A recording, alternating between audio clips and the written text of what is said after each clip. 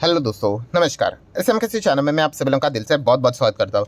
दोस्तों, आज के दिन की बात करें तो भाई पूरे बाजार में एकदम जोश देखने को मिल गया। बट इस चीज़ के चलते कुछ इंपॉर्टेंट ऐसी खबरें थी जिसके ऊपर कैमरा नहीं जाते हुए देखने को मिला।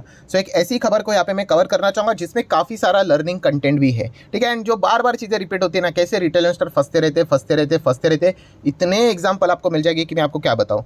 ये वीडियो भी उसी से रिलेटेड हम लोग को देखने को मिलने वाला है। मतलब दोस्तों, यहाँ पे हम कह सकते हैं कि देखिए NCLT। NCLT का अर्थ क्या होता है यहाँ पे? National company law tribunal. Company से रिलेटेड कोई भी अगर आपको केस बीस करना है तो आपको कोर्ट में जाना पड़ेगा। उसी कोर्ट को बोलते हैं सबसे पहले NCLT। ठीक है, अगर आपको NCLT का फैसला अच्छा नहीं लगता है तो आप ऊपरी कोर्ट में भी जा सकते हो, NCLAT करके, अपीलेट ट्रिब्यूनल करके। ठीक है, कोई भी कंपनी से रिलेटेड अगर हमें डिस्प्यूट देखने को मिल जाता है तो ये मैटर कोर्ट में चले यहाँ पे जाते हैं। एंड फिलहाल यहाँ पे इस वक्त का जो मैटर है दोस्तों, वो सीधा बैंक्रप्सी से रिलेटेड देखने को मिल रहा है। बैंक्रप्सी का एकदम आसान भाषा में अर्थ क्या है कि भाई कंपनी की देनदारी ये ज़्यादा हो गई है जितना कंपनी कमाती है उससे। ठीक है, 100 रुपया कमाता है और यहाँ पे सामने वाले को देना है भाई 400-500। तो इतना बड़ा गैप नज़र यहाँ पे आ रहा है कि कंपनी, मतलब आप समझ लो कि बैंकक्रप्ट होने की कगार पे यहाँ पे खड़ी हो चुकी है, क्योंकि वो पैसा ही दे नहीं सकती। इनफैक्ट जितना जल्दी हो सके उस कंपनी को क्या किया जाए, जल्द से जल्द बेच दिया जाए। उसके असेट की कुछ तो वैल्यू यहाँ पे मिलेगी, और जितना डिले करोगे उतना ही उस असेट्स के वैल्यू गिरते जाते हैं। इसलिए हम यहाँ पे कह सकते हैं एक ऐसी कंपनी जिससे के अगेंस्ट बैंकक्रप्सी फाइल होते हुए देखने को मिल चुकी थी। एंड ऐसा नहीं होता है कि आप बोलते हैं ना, मुंह उठाकर कोर्ट में जाओगे किसी भी कंपनी से रिलेटेड कि भाई इसको बंद करवा दो करके, तो ऐसा सिंपल नहीं होता है भाई। ठीक है, उसके लिए रूल्स रेगुलेशंस यहाँ पे होते हैं। फिलहाल तो कौन गया है दोस्तों, यहाँ पे बैंक गया है। ठीक है, एक कंपनी के अगेंस्ट। ठीक है, वो IBC कोड भी हम लोग को देखने को यहाँ पे मिल जाता है। कौन से ग्रुप के अगेंस्ट दोस्तों? तो JP group. Yes, JP group की अगर हम लोग बात करें कंपनी, तो आपने सुना ही होगा इसकी जो parent company, yes, Jaiprakash Associate की अगर हम लोग यहाँ पे बात करेंगे दोस्तों, तो आज के इतने अच्छे भरे माहौल में स्टॉक देख सकते हैं 6% क्रैश होते हुए देखने को मिल चुका है। अगर आज का माहौल अच्छा नहीं होता ना तो यहाँ पे तो और हैमरिंग होती।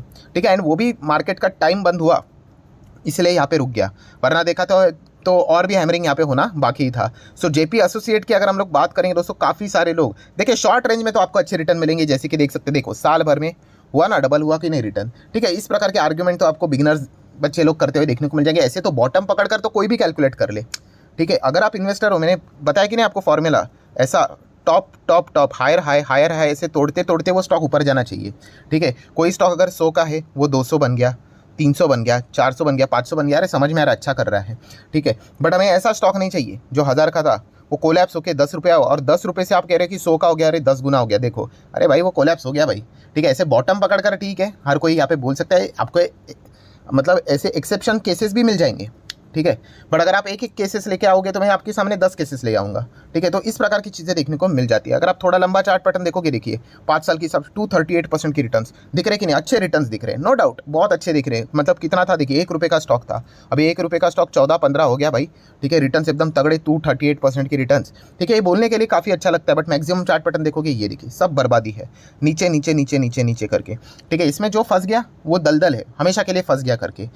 एग्जैक्टली यहाँ पे मतलब हुआ क्या है, तो दोस्तों वो चीज़ें अभी हम लोग को यहाँ पे अच्छी तरीके से समझनी है। तो आप देख सकते हैं, set back for the Jaiprakash Associate as a NCLT admit insolvency plea by ICICI bank SBI। मतलब देखिए, ऐसा नहीं होता कि आप डायरेक्टली जाओगे कोर्ट में और बोलोगे बंद करो करके, नहीं। वो कोर्ट में जाने के बाद टाइम होता है, कुछ 14-15 दिन का टाइम होता है, वो केसेस पढ़े जाते हैं और फिर बोलते हैं कि हाँ भाई आपकी केस एक्सेप्ट हो गया और सीधा इंसॉल्वेंट ही कर दो। इंसॉल्वेंट मतलब वही बैंकक्रप्सी, इंसॉल्वेंसी कर दो, बंद कर दो करके। ठीक है, एंड किसने प्ली फाइल की है यहाँ पे? ICICI बैंक और SBI। ठीक है, मतलब काफ़ी लोगों को चूना लगा होगा, आप देख सकते हैं, देखिए 22 लेंडर्स है भाई, मतलब 22 लोगों के ओर से, बड़े लोगों के ओर से इन्होंने कर्जा लेके रखा हुआ था। ठीक है, अभी इसको लीड कौन कर रहा है? ICICI बैंक एंड SBI हम लोग को लीड करते हुए देखने को यहाँ पे मिल जाएंगे। ICICI बैंक आप देख सकते हैं has claim over 3000 crore to be recovered including interest. ये उन्होंने वो जो प्ली रहती है उसमें यहाँ पे नोट करके रखा हुआ है। प्लस अगर देखा गया तो इसके पहले भी इंसॉल्वेंसी के केस इन्होंने फाइल की थी 2018 में। ठीक है, एंड देन SBI की भी हम लोग को एंट्री होते हुए देखने को मिली थी, कब? 2022 में। डेफिनेटली ये सारी चीज़ें हम लोग को प्रोसेस में फिलहाल तो देखने को यहाँ पे मिल रही है। खतरनाक बात यह है दोस्तों कि कंपनी का कर्जा, Jaiprakash Associate has a principal डेप्ट of around 17,500 crore and outstanding लगभग 30,000 करोड़ इंक्लूडिंग इंटरेस्ट। कितना? 22 लोगों से भाई इतना बड़ा कर्जा लिया, कितना? लगभग 30,000 करोड़। ठीक है, कहाँ से देंगे? है ही नहीं कुछ। कंपनी के बैलेंस शीट PNL देखोगे तो पूरा आप लोगों को कुछ नज़र ही यहाँ पे नहीं आएगा। इनफैक्ट कंपनी यहाँ पे ट्राई कर रही थी अभी बीच में उनका जो सीमेंट का प्लांट का बिजनेस है, अपने डेप्ट को रिड्यूस करने के लिए दालमिया सीमेंट को यहाँ पे बेचने की यहाँ पे बात कर रहे थे, बट अभी भी वो सारी चीज़ें हम लोग को प्रॉपरली सामने आते हुए देखने को नहीं मिली है।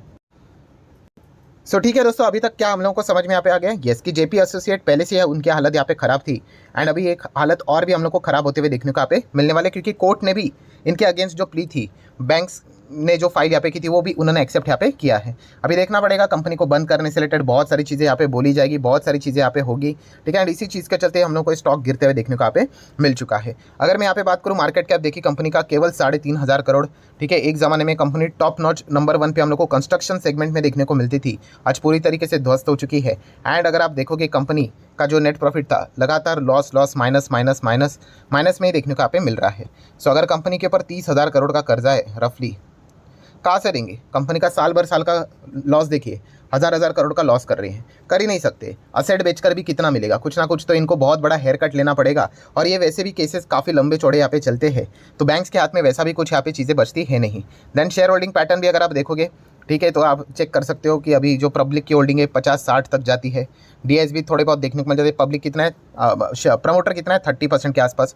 बीच में हम लोगों ने देखा था कि ज़बरदस्त एकदम हायर लेवल के प्रमोटर थे, तो उन्होंने बेचकर पूरा माल 60% के आसपास पब्लिक की ओर से शिफ्ट यहाँ पे करके रख दिया है। ये कंपनी पॉपुलर कब हुई थी आपको मैं बताना चाहूँगा, यस, जब 2018 में राकेश झुनझुनवाला जी ने यहाँ पे इसके 2 करोड़ शेयर्स खरीदे थे, तभी काफ़ी सारे लोगों ने इस शेयर में जंप करने का विचार यहाँ पे किया था। देखिए ऐसे किसी ने खरीदे इसीलिए आपने भी खरीदना चाहिए, ज़रूरी नहीं होता है। एंड प्लस राकेश झुनझुनवाला जी ने और एक चीज़ की थी 2019 में, डीएचएफएल में तो उनका 178 करोड़ का नुकसान हुआ, ठीक है। मतलब आप समझ रहे हो इतना भयंकर नुकसान हम लोग को होते हुए देखने को। एंड जेपी एसोसिएट भी उन्होंने खरीदा था 21 रुपये के आसपास कुछ तो खरीदा था, ठीक है। तो दोनों में उनको घाटा ही हम लोग को होते हुए देखने को यहाँ पे मिला था। तो इसीलिए किसी को भी ब्लाइंडली कॉपी करने की जरूरत नहीं होती। इसके पीछे का रीज़न है कि हर किसी की रिस्क टेकिंग एबिलिटी अलग है। किसी के लिए 100 करोड़ कोई मायने नहीं रखता है भाई, और किसी के लिए अगर देखा गया 100 रुपये भी मायने रखता है। सो रिस्क टेकिंग एबिलिटी आपको पता होना चाहिए, ठीक है। प्लस पोर्टफोलियो में उनका अलोकेशन कितना है उस पर्टिकुलर स्टॉक के प्रति, वो देखना आना चाहिए। 1% भी नहीं है तो उनको कोई फर्क नहीं पड़ेगा उनकी नेटवर्थ के ऊपर। तो ये चीज़ें समझ में आनी चाहिए। हमारे लिए अमाउंट वो काफ़ी बड़ा नजर आता है 178 करोड़, बट उनके लिए तो कुछ भी नहीं ना। 45,000 करोड़ का पोर्टफोलियो के लिए 178 crore nothing, not even properly 1% also. So ये चीज़ें हम लोग को जब समझ में यहाँ पे आ जाती है, ये लेसन हम लोग को सीखने को यहाँ पे मिल जाता है, तब आप शेयर बाजार में यहाँ पे क्या कर लेते हो, प्रॉपरली टिक जाते हो। वरना तो भाई जब से तेजी है तब तक तो चीज़ें चल जाती है, जिस वक्त इस प्रकार की खबरें आ जाती है शेयर होल्डर ट्रैप यहाँ पे हो जाता है। अभी देख लेते हैं क्या लक चलता है यहाँ पे। ये प्योर लक बेस के हिसाब से ऑपरेटर भगाएंगे बिगाएंगे, ये चलता रहेगा। इन्वेस्टमेंट के हिसाब से तो कुछ है नहीं। कंपनी का पीएनएल तो आप लोगों ने देख ही लिया, ठीक है। प्लस कंपनी अपने बिजनेसेस के असेट्स को बेचने की कोशिश यहाँ पे कर रहा है। सो इसमें तो कोई भी इन्वेस्टमेंट की वाइब देखने को नहीं मिल रही है। सो आशा करता हूँ दोस्तों वीडियो हेल्पफुल लगा होगा, तो आप चाहो तो इसको लाइक एंड शेयर यहाँ पे कर सकते हैं। आज के दिन के भी जितने इंपॉर्टेंट वीडियोस है सबके लिंक नीचे डिस्क्रिप्शन में दिए, आप चाहो तो इनको भी कवर कर सकते हो। मिलते हैं अगले वीडियो में, तब तक के लिए बाय बाय।